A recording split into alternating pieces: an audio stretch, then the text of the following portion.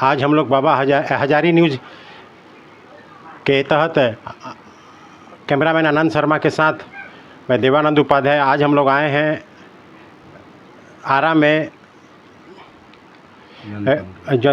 जनतंत्र आवाज़ पार्टी एवं लोहार विकास मंच के राष्ट्रीय अध्यक्ष के राजश्री राजकिशोर शर्मा जी के आवास पे। अंग्रेजों से भी ज़्यादा खतरनाक हैं।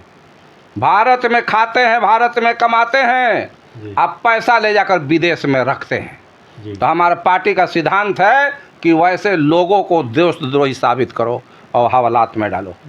हम लोग आपका कहना है कि आखिर करीब 57-58 साल कांग्रेस सरकार में रही, कुछ क्षेत्रीय दल भी रहे, एक SIT का गठन नहीं हुआ काले धन के जांच के लिए। पहली बार SIT का गठन हुआ उतने दिन तक तो वो लोग खुद ही अपने आप को ये बनाए रखना चाहते हैं। देखिए बात है कि कोई भी कमेटी एजेंसी बने, एक ही समुदाय का कब्जा है उस पर, और रह गया कि यहाँ बिरादरी देखकर सब कुछ होता है। आप बनाइएगा और वो जातिवाद देखकर काम करेगा तो कैसे होगा? उसको भारत से लगाव होगा तब ना। मैं क्या गलत कह रहा हूँ कि भारत में कमाओ, विदेश में प्रॉपर्टी बनाओ, विदेश में पैसा जमा करो, तो तुम अंग्रेजों और मुगलों से ज़्यादा खतरनाक हुए कि नहीं? अगर वो पैसा तुम भारत में रखेगा तो भारत का इकोनॉमी न बढ़ेगी, और विदेश में रखा तो तुम विदेश की इकोनॉमी बढ़ाते हो। अब रह गई, देखिए और एक बात मैं बोलना चाहता हूँ कि आज देश के जितने मंत्री हैं, ब्यूरोक्रेट हैं, VIP है, अगर उनका एक बुखार, छोटी सी दर्द भी होता है तो प्लेन से उड़कर अमेरिका जाकर करोड़ों रुपया दे देते हैं। जब भारत विकास कर गया तो भारत के चिकित्सा और शिक्षा पर आपको भरोसा क्यों नहीं है? और भारत के जितने ब्यूरोक्रेट हैं, बड़े बड़े लोग हैं, उनका बेटा विदेश में क्यों पढ़ता है? भारत की शिक्षा में जंग लगी हुई है। भारत के शिक्षा पाकर आप IAS नहीं बन सकते हैं, मिनिस्टर नहीं बन सकते हैं। विदेश से पढ़कर क्या कीजिएगा? आप लोन लेते हैं भारत से, आज जब आप विदेश में कामयाब होते हैं पढ़ लिख कर, तो भारत में वहीं पर नौकरी चाकरी करके घर द्वार बनाकर भारत का इकोनॉमी को ध्वस्त कर देते हैं। आपका कहना ठीक है कि हम लोग एक बात बताते हैं, हम लोग का निजी अनुभव है कि आज से 40 वर्ष, 50 वर्ष, 60 वर्ष पहले आप जो कह रहे थे, इस बात का इंगित कर रहे थे आप कि जो पहले जब विद्यालय चलता था उसमें उस समय जो आप कह रहे थे कि स्वर्ण लोग नौकरी करते थे, स्वर्ण लोग नौकरी प्राप्त किए, ये पिछला 1980 से, जब से लालू डिवीज़न और सब आया, 80 से लेकर के, हमारे 85 से लेकर के और अभी 2024 तक,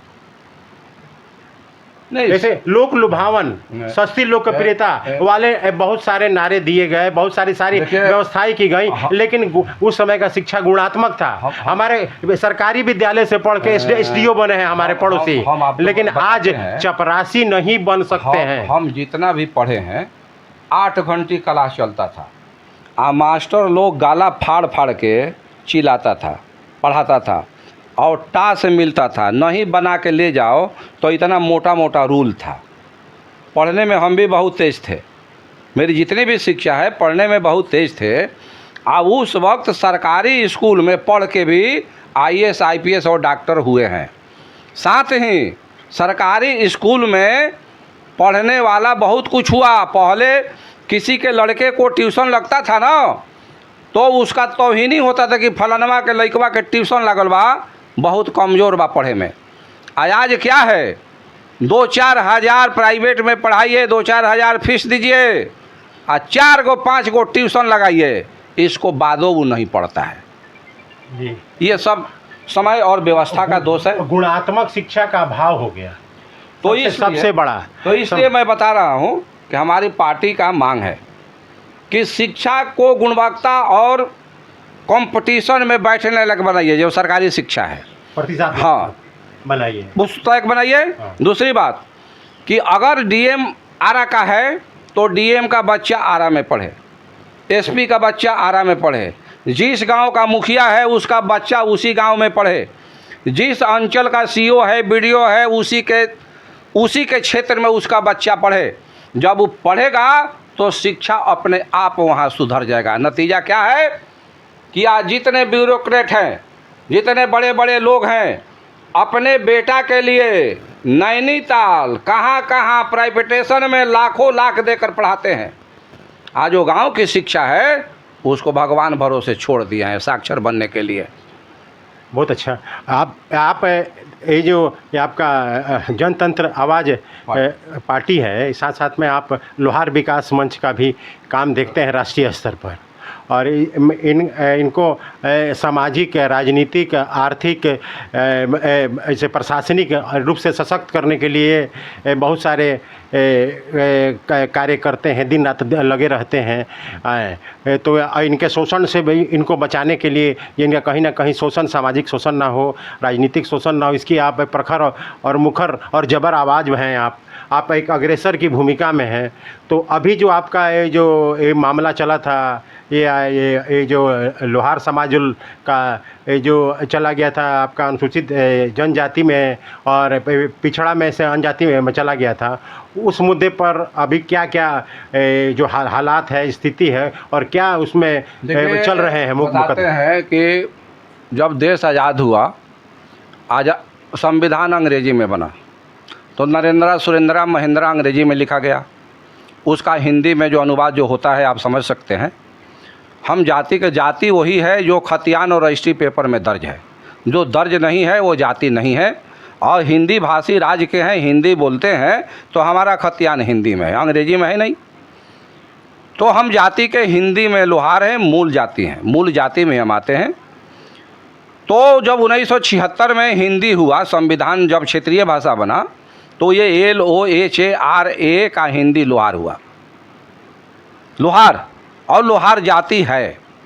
लेकिन अगर LOHARA लोहारा अगर हिंदी में लिखेंगे तो ये हिंदी का शब्द नहीं है, और लोहारा जाति नहीं है, न ये रजिस्ट्री पेपर में, न खतियान में, न सरकारी के किसी अभिलेख में है।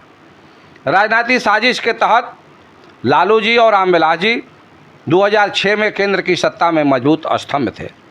इन्होंने अपनी राजनीतिक दबंगता में लोहार को लोहारा करा दिया। हमारा मामला फंस गया। हमारा जात राजनीति में कमज़ोर है, फंस गया मामला। हम लोग लड़ाई लड़ते रहे। 2016 में एक्ट 48 2006 में लोहारा लिखा गया था, वो एक्ट रद्द हो गया। रद्द होने के बाद में वो पुनः जो है निरसन और संशोधन हुआ। निरसन और संशोधन का मतलब होता है पूर्व की स्थिति बहाल करना। लोहार को लोहारा किए थे, अब लोहार करने की बारी आई, तो गजट तो कानून बन के निकल गया। लेकिन जो मंत्रालय है, जनजाति मंत्रालय, हिंदी लिखा, मतलब लोहार लिखा अधिसूचना जारी नहीं किया। नीतीश कुमार जी से हम लोग लागू करा लिए थे, नहीं किया। यहाँ मामला फंस गया। हम बोल रहे हैं कि नरेंद्र अंग्रेजी में होगा, राजेंद्र अंग्रेजी में होगा, महेंद्र अंग्रेजी में होगा। अगर लोहार को लोहारा अंग्रेजी में है तो लोहारा LOHARA का लोहार क्यों नहीं होगा? जब 1976 में जब हिंदी हुआ लोहार, तो कोई लोहार तो वहाँ पर था नहीं पार्लियामेंट में। वहाँ दूसरे कास्ट के लोग थे, बड़े बड़े IAS IPS के देख रेख में संविधान समिति कमेटी बनी थी, हुआ। अब रह गई बात कि हमने बोला कि हमारी राजनीति कमज़ोर है। लंबे समय से लड़ाई लड़ते लड़ते हम थक गए हैं। हम आर्थिक अभाव में, मानसिक डिप्रेशन में हम चल रहे हैं। रीज़न है कि हम, दुख की बात है कि ये लोकतंत्र है। हमारा मामला 14 बार लोकसभा में उठ गया लगभग, और आज सभा में बिहार का एक भी MP MLA नहीं बोलता है उठ के कि हाँ ये लोहार का मामला बहुत दिन से चल रहा है, इसका समाधान होना चाहिए। भाई, राजा को राजा बनाने में लोहारों कहाँ थे? तलवार और ढाल नहीं देता तो राजा कैसे कहलाएगा? सैनिक को भाला नहीं देता, गणासा नहीं देता तो सैनिक कैसे बनेगा? कुर्सी नहीं मिलता राजा को तो कुर्सी कैसे बनेगा? आज कृषि यंत्र बनाने वाला लोहार है। मतलब लोहार एक कॉमन शब्द है, जबान पर आराम से आ जाता है लोहार। कृषि यंत्र जो है, कृषि से न धरती हरा है। भोजन, धान चावल जो मिलता है कृषि यंत्र से न मिलता है, वो कौन बनाता है? तो आज तक कोई भी बिहार का MPLA नहीं बोलता है। 4 बार बिहार विधानसभा में उठा। मुख्यमंत्री इंजीनियर हैं, इंजीनियर का एक शिक्षा एक होता है, लेकिन एक बार भी उठ करके नहीं बोले। हम लोग इनसे मिलने के लिए तरस गए, आज तक ये समय नहीं देते, सुनते नहीं हैं। ठीक है, तो उसमें रह गई कि बिहार सरकार के खिलाफ एक व्यक्ति कोर्ट में चला गया। बिहार सरकार जानबूझ के केस हार गई। भाई प्रतिनिधिमंडल से मिलिए, हम आपसे आरक्षण नहीं मांग रहे हैं। हम मांग रहे हैं कि LOHRA हिंदी में लोहार है कि लोहारा, आप इसका एक रिपोर्ट कर दीजिए। एक जात का 3 गो जात नहीं ना होगा, लोहार और लोहरा ठीक है, लेकिन लोहारा कहाँ से आ गया? अब इस कारण से जो हमारा आरक्षण है बाधित है। हमने 2020 में पटना हाई कोर्ट में केस भी कर रखा है, लेकिन हम कहते हुए जरा भी दुख नहीं हो रहा है, बल्कि शर्म आ रहा है कि मोदी जी के आने के बाद देश के कानून व्यवस्था एकदम चौपट हो गया। हमारा केस ऑर्डर में एक व्यक्ति है, उसका केस 8 साल में पार्टी जवाब दिया, 8 साल में, बोलिए, हाई कोर्ट में। अब अभी उसका केस जवाब दिया है, अभी उसका केस खुला नहीं है। और बताइए वो कितना दिन केस लड़ेगा? मेरा केस ऑर्डर में है और डेट पड़ना बंद है। ऑर्डर का केस 2 दिन 4 दिन रिजर्व रखा जाता है। 13 फरवरी 23 से ऑर्डर में है और डेट पड़ना बंद है। मैं मेंशन करा रहा हूँ, नहीं आ रहा है, RTI डाला हूँ, अभी तक कोई जवाब नहीं मिल रहा है। आखिर क्या कानून व्यवस्था है? और मेरा 2 केस पटना हाई कोर्ट में है। एक केस का तो अते पते नहीं है, वो कब खुलेगा, क्या होगा, नहीं होगा। भाई आप लोग इतना मोटा मोटा वेतन लेते हैं, किस लिए बैठे हैं? अब वहीं आप देखिएगा कोई नेता मंत्री मिनिस्टर का बात होता है ना, केस होता है ना, तो 1 दिन 2 दिन में चढ़ देका जो है ना फरिया जाता है। तो ये लोग क्या किया है कि ब्यूरोक्रेट के लिए अपनी कानूनी व्यवस्था अलग कर दिया है, और जनरल लोग हैं उनको कड़ाही में झोंक दिया है, डाल दिया है कि तुम्हारा केस ना खुलेगा ना तुमको न्याय मिलेगा। तो इसलिए हमारी पार्टी का मानना है, हम लोग जो पार्टी बनाए हैं, कि निश्चित समय में न्याय मिलना चाहिए और छोटे छोटे झगड़े में फाइन लगाकर घरे भेजो। अदालत, जेल और बेल का चक्कर नहीं, इसलिए कि हर व्यक्ति भारत का नागरिक है। टाइम बाउंडिंग होना चाहिए और सुनिश्चित अवधि में इसका जी, फैसला होना और चाहिए। छोटा छोटा अगर मामला है तो जेल में डालने की क्या जरूरत है? जेल में जगह है रखने का। 10 रुपया खिलाते हो, 100 रुपया का बिल बनाते हो। आपका कहने का ठीक है, आप जो कह रहे हैं कि जो कह रहे हैं कि मोदी जी, तो न्यायालय में, न्यायपालिका में मोदी जी की क्या चल रही है, पहली बात। और दूसरी बात ये है कि जो आप कह रहे हैं कि तो ये तो सारा कॉलेजियम सिस्टम बदले के भ्रष्ट किया हुआ है न्यायालय को, और मोदी जी कॉलेजियम सिस्टम में सुधार लाना चाहते हैं, और आप कह रहे हैं कि न्यायपालिका को मोदी जी ने बर्बाद कर दिया। इसके बारे में हम जानते हैं, हमको मालूम है कि ये लोग सुधारने के फेरा में पड़ा था, नहीं कि न्यायालय इनके शरण में गिर गया। आज सच बोल रहे हैं दिल से, क्या मैं भी नहीं बोल रहा हूँ, मैं सिविल कोर्ट, हाई कोर्ट से लेकर सुप्रीम कोर्ट के वकील साथी हैं, बोलते हैं कि भैया क्या करें, हालतें ख़राब है, यहाँ कामें नहीं कर पाते हैं, कुछ होता ही नहीं है। रह गई कि प्रधानमंत्री सरकार के अंडर में कानून मंत्री है, कानून मंत्री के अंडर में न्यायिक व्यवस्था है। आप समीक्षा नहीं कीजिएगा कि लोगों को कब न्याय मिल रहा है, नहीं मिल रहा है। आप सोशल साइट पर बात का बतंगड़ बनाइएगा। मैं कह रहा हूँ कि सोशल साइट देख करके न्याय दो, लेकिन ऐसा क्यों नहीं होता है? अगर कानून मंत्री है तो सिर्फ दिल्ली में बैठेगा, उसको पटना हाई कोर्ट का समीक्षा करना चाहिए, सिविल कोर्ट की समीक्षा करनी चाहिए। बड़े बड़े अफसर हैं कि भाई आपके यहाँ कैसे चल रहा है, केस का काम कैसे चल रहा है।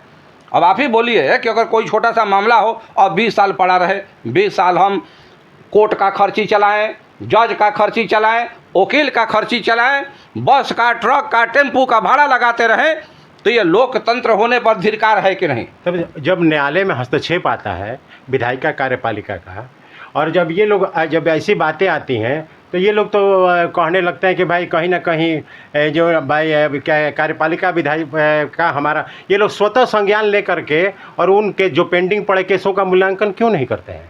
सवाल है कि जब मान लीजिए भारत की आबादी 50 करोड़ थी, उस वक्त जज 500 था, आज 125 करोड़ है, तो आज जो है जज की कितनी ज़रूरत है? तो जजों की संख्या घट रही है, जजों की संख्या घट रही है। जज मर गया, नो वर्क, वकील मर गया, नो वर्क, कोई और मर गया, नो वर्क। और इतवार, संडे, मंडे, गर्मी, बरसात छुट्टी है। अभी दशहरा आ गया, अब जम कर छुट्टी मनेगा। आप टास्क दीजिए ना कि आपको 100 ठो केस देखना है, आप इतना मोटा वेतन लीजिएगा और काम नहीं कीजिएगा, सुविधा चाहिए, काम नहीं कीजिएगा, टास्क दीजिए। तो ये तो बार काउंसिल की भी स्वतः जिम्मेवारी होनी चाहिए, उनका कहीं ना कहीं दायित्व तो होना चाहिए, जवाबदेही होनी चाहिए कि भाई हम लोग को भी जिस संस्था जिस इसमें है उसमें भी हम लोग अच्छे से काम एक बार फिर बोल रहा हूँ कि हमारा देश लोभी, लालची, भ्रष्ट, करप्ट लोगों का है। जो ऊपरी स्तर पर है उनका काम बन जाता है तो भाड़ में जनता जाए। सब लोग जानता है, बहुत सारे झूठे मुकदमे चल रहे हैं, लोग परेशान हैं, जानते हुए भी उसको डिस्पोजल नहीं किया जाएगा। कमाई है ना, नहीं रहा है। हम मानसिक रूप से हम परेशान हैं। केस आज खुल जाए तो हमको न्याय मिल जाएगा। राष्ट्रपति और पार्लियामेंट द्वारा पारित कानून को कोई अधिकारी चिट्ठी निकाल कर कैसे रोक सकता है? तो हमारे मामले को रोक दिया गया। राष्ट्रपति बड़ा है या कोई कार्यालय बड़ा है, ये हम लोगों ने प्रेयर किया है। और तीसरा है कि इनको नोटिफिकेशन का डायरेक्शन दीजिए। जब कानून बन गया और कानून प्रभावी है तो नोटिफिकेशन क्यों नहीं होगा? तो देखिए, किसी भी जाति के हो, अगर वो आर्थिक रूप से कमज़ोर है, उसके पास राजनीतिक शक्ति नहीं है, तो उसको प्रताड़ित होना है। हमारा तो पूरी जाति ही राजनीतिक विहीन है और मेरे जैसा बेवकूफ़ व्यक्ति जो है राजनीति में आ रहा है। आपसे हर मुद्दे पर बेबाक मैं आवाज़ कर रहा हूँ और मैं जो बोल रहा हूँ 100% सही कि सरकार के व्यवस्था से आज आम जनता प्रताड़ित है। सरकार का व्यवस्था क्या है? मकान बनाने के लिए लोन लीजिए, इस चिकित्सा के लिए लोन लीजिए, गाड़ी के लिए लोन लीजिए, पढ़ने के लिए लोन, खाली कर्ज लीजिए।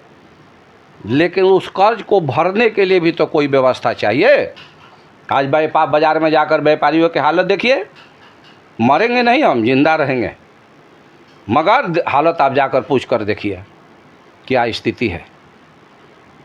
तो हमारा जो देश है बहुत पुराना, मैं बहुत रिसर्च करता हूँ कि ये भ्रष्ट, करप्ट, लोभी, लालची लोगों का देश है। अंग्रेज भारत पर कब्जा नहीं किया था, भारत में वो व्यापार करने आया था। अब व्यापार करके कमा के अपने देश में ले जाता था। लास्ट में धीरे धीरे वो इन लोगों को अपना देने लगा, विदेशी सुंदरी सूरा, ये लोग अपना प्रशासनिक बॉर्डर भी दे दिए। तो लोभे लालच के कारण ना आज ऐसे प्राइवेटेशन, सरकारी चीज़ को प्राइवेटेशन किया जा रहा है। तो प्राइवेटेशन में क्या है? शोषण है। सरकार लेता है 10 रुपया, काम जिससे कराता है उसको देता है 2 रुपया, और सरकार को कमीशन देता है अधिकारी को। लेकिन वही सरकारी रहेगा तो कमीशन नहीं ना मिलेगा। तो मैं बोल रहा हूँ बार बार कि हमारा देश कमीशन खोर हुक्मरानों का है। आपने बहुत सारे मुद्दाओं पे अपनी बेबाक राय रखी और समाज के लिए आप संघर्ष कर रहे हैं, और जो आपने एक तांत्रिक दल की स्थापना की है हजारी न्यूज़ की तरफ से, हम ईश्वर से प्रार्थना याचना करते हैं और कि आपको अपने उद्देश्य में, अपने कहीं ना कहीं लक्ष्य में, पंथ में, प्रण में आपको ईश्वर सफल करे, जिससे समाज का कल्याण हो सके। आपका अपने विचार रखने के लिए बहुत बहुत धन्यवाद किशोर, सिराज किशोर शर्मा जी, बहुत बहुत आभार।